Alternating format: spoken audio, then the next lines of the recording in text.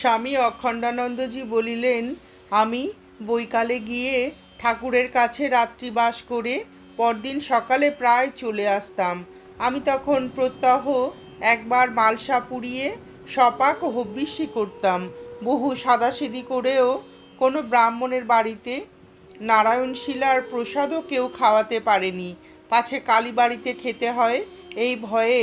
আবার ঠাকুরের কাছে গিয়ে সপাক হবিষ্যান্ন খেতেও সাহস হতো না বলে সকালেই আমি কালীবাড়ি থেকে চলে আসতাম। তখন আমি প্রত্যহ 4 বার গঙ্গা স্নান করি বিনা তেলে।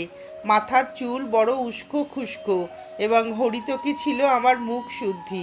হরিতকির বাড়াবাড়িতে ঠোঁট দুটো সর্বদাই সাদা হয়ে থাকতো।